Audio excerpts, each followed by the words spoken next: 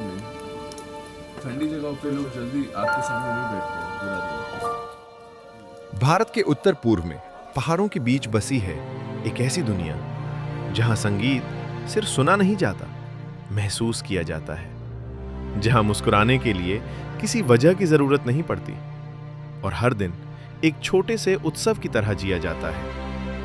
ये सिर्फ नागालैंड की कहानी नहीं, ये उन मुस्कुराते चेहरों की कहानी है जो आपको सिखाते हैं कि जिंदगी खुलकर कैसे जी जाती है। स्वागत है नागालैंड में।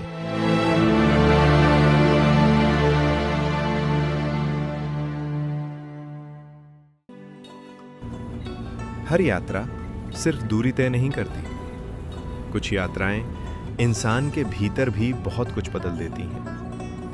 बैंगलोर की तेज रफ्तार जिंदगी से निकलकर हम बढ़ चले थे भारत के उत्तर पूर्व की ओर। बस से एयरपोर्ट, फिर गुवाहाटी की उड़ान। जैसे जैसे विमान बादलों को चीरता आगे बढ़ रहा था, वैसे वैसे शहर पीछे छूटते जा रहे थे और सामने खुल रही थी एक बिल्कुल नई दुनिया।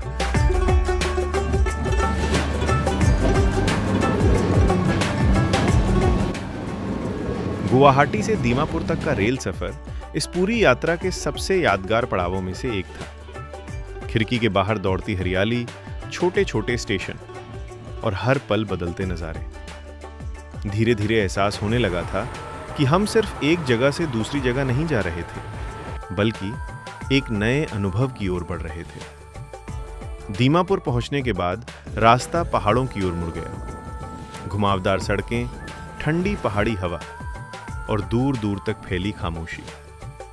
अब नागालैंड सिर्फ नक्शे पर मौजूद एक राज्य नहीं था, ये एक एहसास बनने लगा था। और यहीं से नागालैंड को महसूस करने की हमारी असली यात्रा शुरू होती है।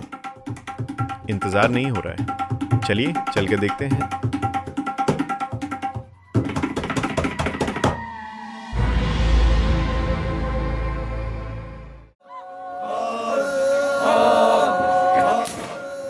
हॉर्नबिल महोत्सव की सबसे खास बात शायद यही है, यहाँ हर तरफ संस्कृति चलती फिरती दिखाई देती है। ऐसा लग रहा है मानो नागालैंड की अलग अलग जनजातियाँ अपनी पहचान और परंपराओं के साथ एक ही जगह जीवंत हो उठी हैं।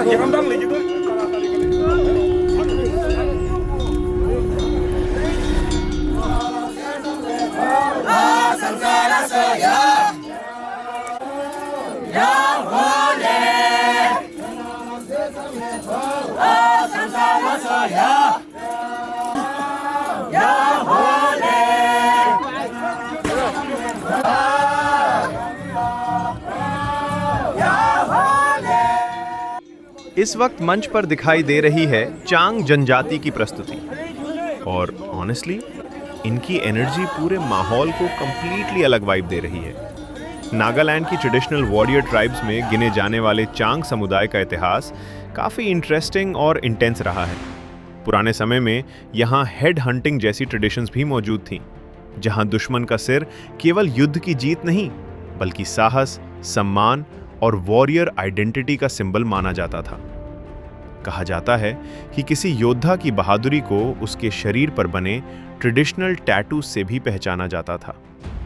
और सबसे फैसिनेटिंग बात, उनके गांव अक्सर ऊंची पहाड़ियों पर बसाए जाते थे ताकि दूर से आने वाले लोगों और खतरों पर नजर रखी जा सके। लेकिन आज वही वॉरियर स्पिरिट ढोल की गूंज, लोकगीतों और इस इनक्रेडिबल कल्चरल एटमॉस्फेयर में महसूस होती है। और जब चांग जनजाति की ये आवाजें पूरे हॉर्नबिल फेस्टिवल में गूंजती हैं, तो सच में ऐसा लगता है जैसे हिस्ट्री अभी भी इन पहाड़ों में जिंदा है।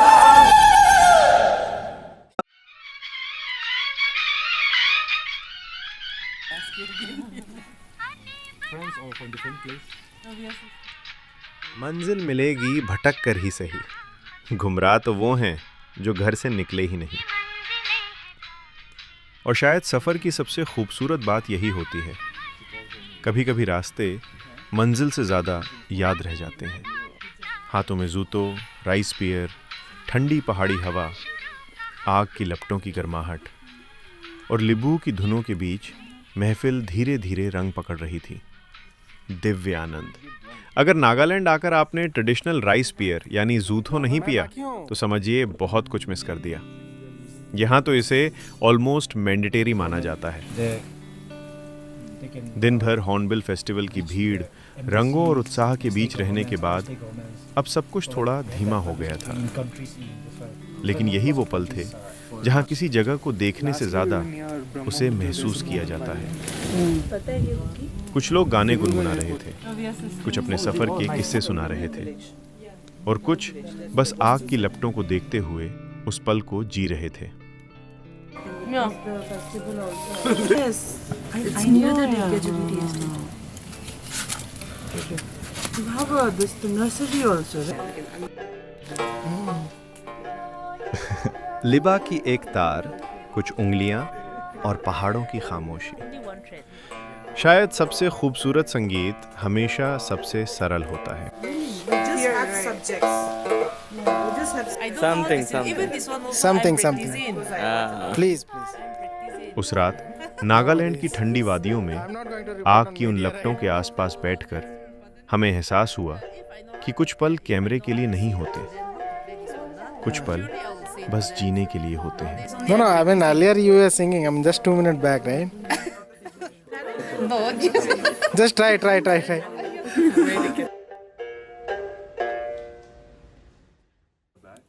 or the same train amount of plastic should come back.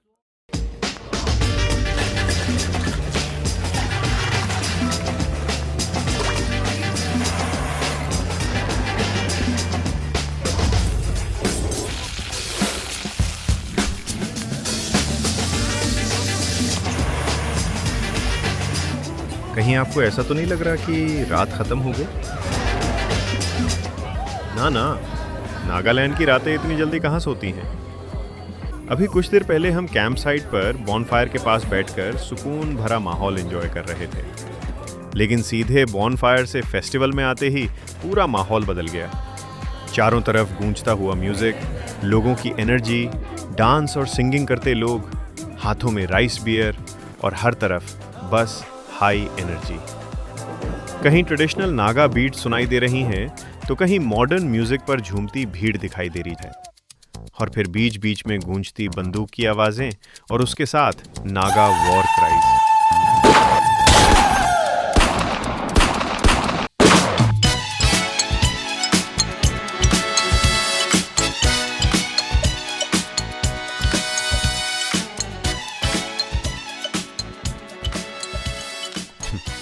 Now time for another rice beer. जैसा कि मैंने पहले भी बताया था, नागालैंड में राइस बियर का इतिहास सदियों पुराना है। ये सिर्फ एक ड्रिंक नहीं, बल्कि यहाँ की कल्चर, फेस्टिवल्स और हॉस्पिटैलिटी का एक अहम हिस्सा है। और जो जूथो हम इस वक्त एंजॉय कर रहे हैं, ये कोई ऑर्डिनरी बियर नहीं है। इसे ट्रेडिशनल तरीके से चावल, लोकल हर्ब्स और नेचुरल फर्मेंटेशन की मदद से तैयार किया जाता है, जो इसे एक अलग और यूनिक टेस्ट देता है। सबसे इंटरेस्टिंग बात यह है कि नागालैंड की लगभग हर जनजाति की अपनी राइस बियर होती है, और आज वही राइस बियर हॉर्नबिल फेस्टिवल की पहचान बन चुकी है।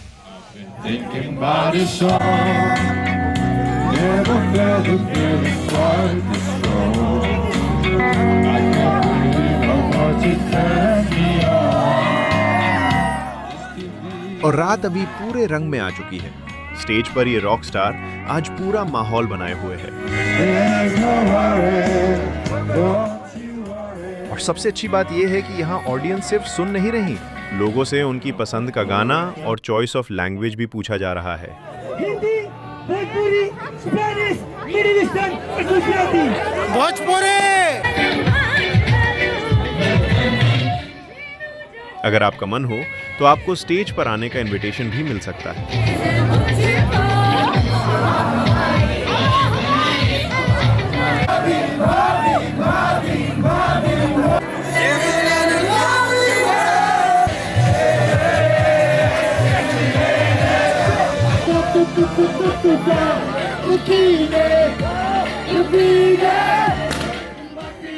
अगर जिंदगी को खुलकर जीने का कोई मास्टर क्लास होता तो उसके टीचर्स शायद यहीं नागालैंड में मिलते। ऑनेस्टली, अगर आपको ये देखना है कि जिंदगी को खुलकर और मुस्कुराकर कैसे जिया जाता है, तो आपको एक बार नागालैंड जरूर आना चाहिए। यहाँ के लोगों में एक अलग ही पॉजिटिविटी है और शायद इसी वजह से यहाँ से लौटने के बाद भी नागालैंड सिर्फ एक जगह बनकर याद नहीं रहता, बल्कि एक एहसास बनकर आपके साथ चलता रहता।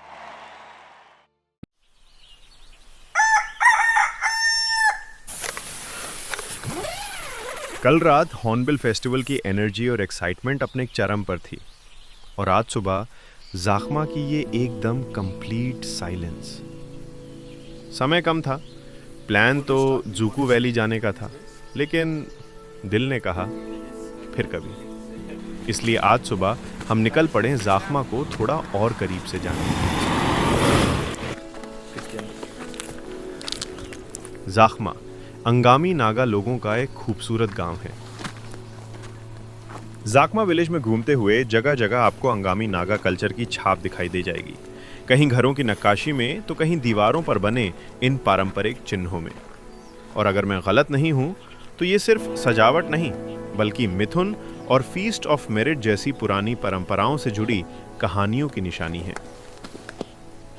एक ऐसा समय जब सम्मान इस बात से मिलता था कि आपने कितना कमाया नहीं, बल्कि इस बात से कि आपने अपने लोगों के साथ कितना बांटा। शायद यही वजह है कि यहाँ की हर निशानी, हर नक्काशी और हर प्रतीक अपने साथ एक कहानी लेकर चलता है। बस जरूरत है थोड़ा रुक कर उसे सुनने की। गांव में आगे बढ़ते हुए हमें एक नागा किचन देखने का मौका मिला और सच कहूं तो ये किसी म्यूजियम से कम नहीं लगा।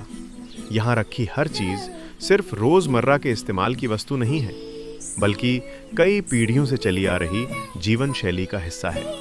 इन पहाड़ों में रहने वाले लोगों ने अपनी जरूरत की चीजों को ही अपनी परंपरा और अनूठी पहचान बना लिया है। और शायद यही वजह है कि इस रसोई का हर कोना इतना साधारण होकर भी इतना खास लगता है।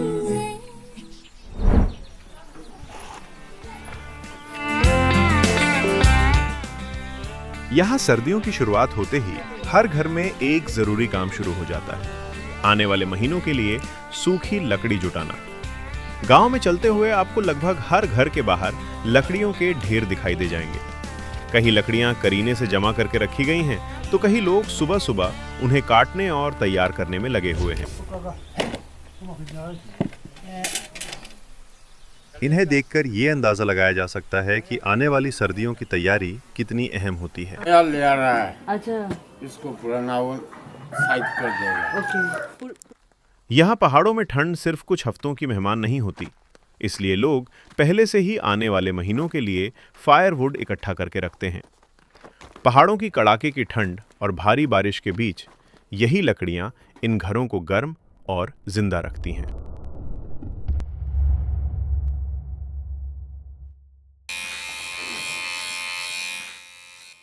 भाई साहब, दुनिया के महंगे से महंगे सैलून फेल हैं इस नज़ारे के आगे। कभी देखा है ऐसा 5 स्टार सैलून? ना कोई एसी, ना कोई शीशा, बस ठंडी हवाएं, ये खूबसूरत वादियां और सिर पर चलता ये ट्रिमर। इसे कहते हैं असली लग्जरी हेयर कट।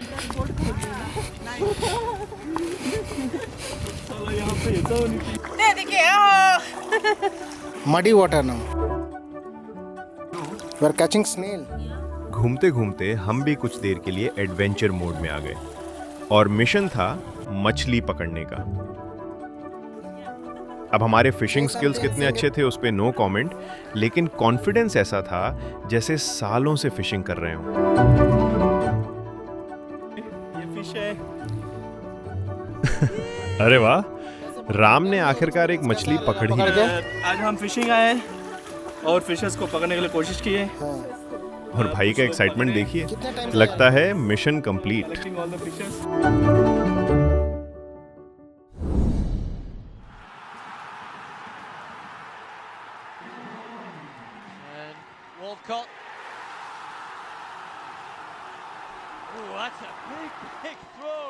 और जरा यहाँ के नन्हे स्पोर्ट्स स्टार को देखिए, लगता है जैसे किसी भाला फेंक प्रतियोगिता की तैयारी चल रही हो।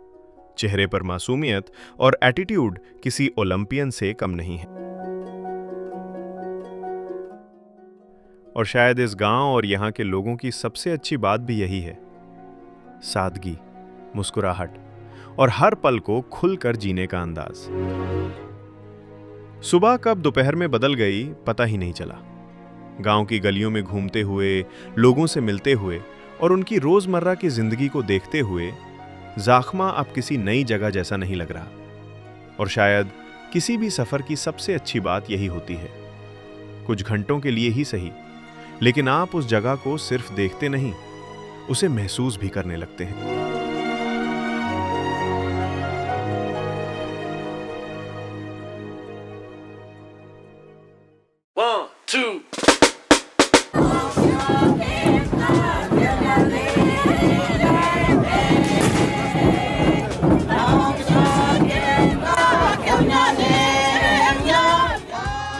शानदार। ज़ाखामा गांव की शांत गलियों, पहाड़ों देखने के बाद हम एक बार फिर लौट आए थे हॉर्नबिल फेस्टिवल में। और सच कहूं, यहां वापस आते ही ऐसा लगता है जैसे नागालैंड की पूरी संस्कृति एक ही जगह जीवंत हो।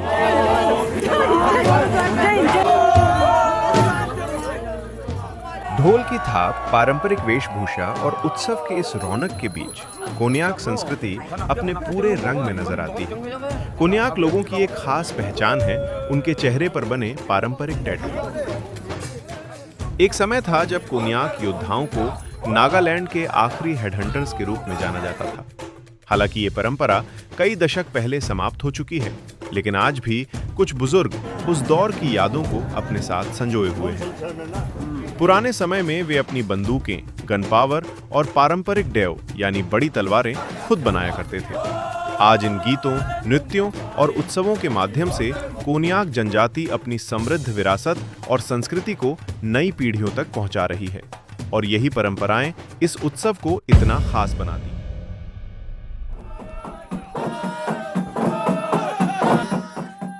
लॉक ड्रम कई मायनों में नागा जनजातियों के जीवन जीने के तरीके को दर्शाता है। ये सिर्फ एक म्यूजिकल ड्रम नहीं, बल्कि पूरे समुदाय की आवाज है। दिलचस्प बात यह है कि इसे कोई एक व्यक्ति नहीं बजा सकता। इसके लिए जरूरी है तालमेल, लय और एकजुटता। शायद यही वजह है कि इसकी हर थाप नागालैंड के गौरवशाली इतिहास, संघर्ष और अटूट जज्बे की कहानी सुनाती है। और इसी गूंज के साथ हम पहुंच चुके थे हॉर्नबिल फेस्टिवल के मेन वेन्यू, जहां हजारों लोगों का उत्साह और रंग बिरंगी प्रस्तुतियां पूरे माहौल को इलेक्ट्रिक बना रही थी।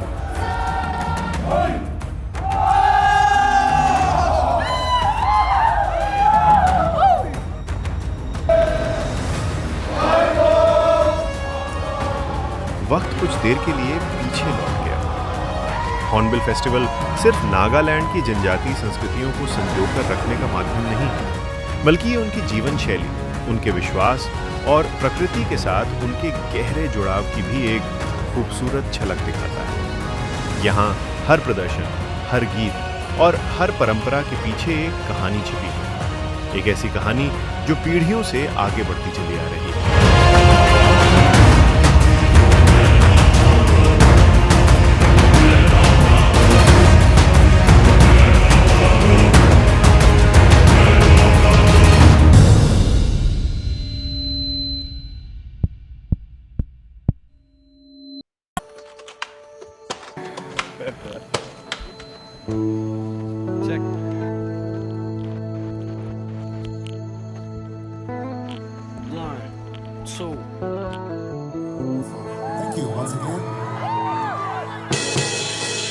फिर शुरू होती है हॉर्नबिल की सबसे इलेक्ट्रीफाइंग रात, जहां पहाड़ों की खामोशी को तोड़ देती हैं गिटार की धुनें, क्राउड की चीखें और लाइव म्यूजिक की एनर्जी।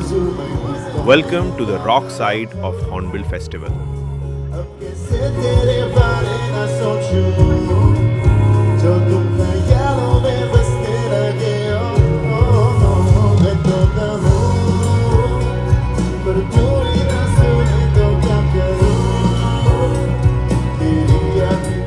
क्या जबरदस्त एनर्जी है यहाँ, और सामने का नजारा बस देखते ही बनता है। हर तरफ म्यूजिक, लाइट्स और लोगों का जोश, पूरा माहौल एक अलग ही लेवल पर पहुंच चुका है। Everybody sing this. Shut up and dance. guys ready to sing with me? One, two, three.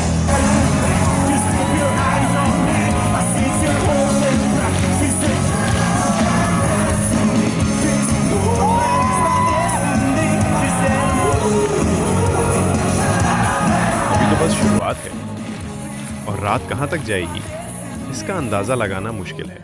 तो फिलहाल हम भी इस म्यूजिकल जर्नी के साथ बहते हैं और देखते हैं कि आगे ये रात हमें कहाँ लेकर जाती है।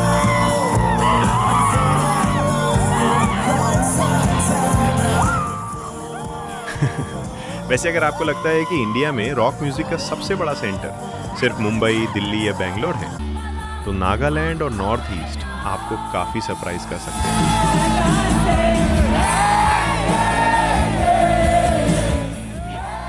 नागालैंड को यूं ही इंडिया की रॉक कैपिटल नहीं कहा जाता। नॉर्थ ईस्ट का म्यूजिक टैलेंट हमेशा से शानदार रहा है। मेघालय की रेबेल डायफी लमारे को तो आपने सुना ही होगा। धुरंधर में क्या धूम मचाया है। शायद यही वजह है कि दिन में ट्रेडिशनल परफॉर्मेंसेस से गूंजने वाला हॉर्नबिल रात होते होते एक शानदार लाइव रॉक कॉन्सर्ट में बदल जाता है।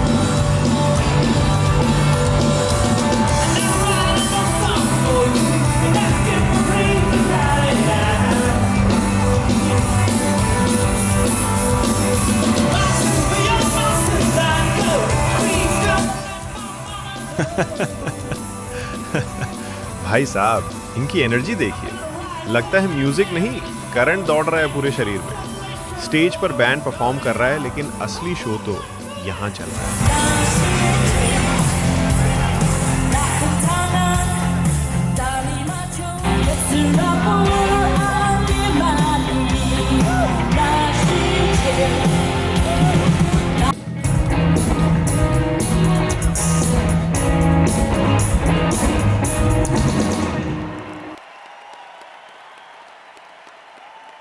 मेरी नागालैंड की ये यात्रा अब अपने आखिरी पड़ाव पर है, लेकिन सच कहूं, नागालैंड से विदा लेना उतना आसान नहीं लग रहा। कुछ जगहें सिर्फ देखी नहीं जाती, महसूस की जाती हैं। नागालैंड मेरे लिए ऐसी ही एक जगह रही। मैं यहाँ हॉर्नबिल फेस्टिवल, पहाड़ों और संस्कृति को देखने आया था, लेकिन जाते जाते अपने साथ इससे कहीं ज्यादा लेकर जा रहा हूँ। मुझे नहीं पता कि ये यहाँ के लोगों की सादगी थी या उनकी मेहमान नवाजी, लेकिन यहाँ अजनबी लोग भी दिल से मिलते थे। चाहे किसी गांव के लोग हों, किसी जनजाति से हों या नॉर्थ ईस्ट के किसी दूसरे हिस्से से आए हों, हर किसी के चेहरे पर मुस्कान थी। शायद इसी वजह से नागालैंड मेरे लिए सिर्फ एक डेस्टिनेशन नहीं, एक एहसास बन गया। और एक बात तो पक्की है, मैं यहाँ फिर आऊँगा। और अगर आपको कभी मौका मिले तो एक बार यहां जरूर आइए। फिर मिलेंगे नागालैंड।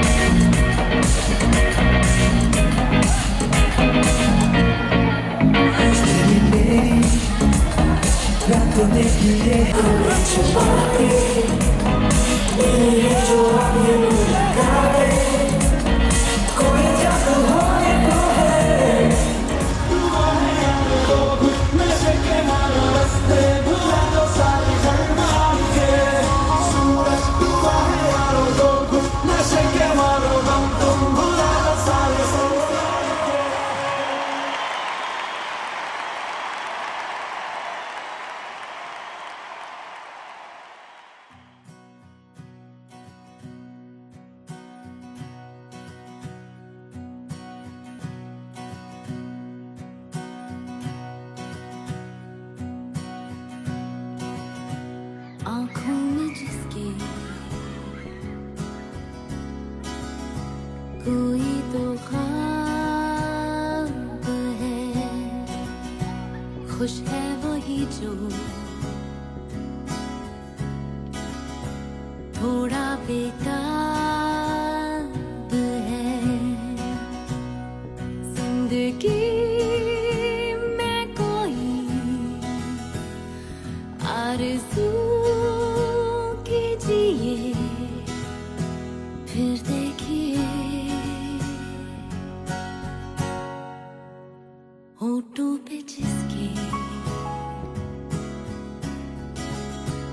कोई तो गीत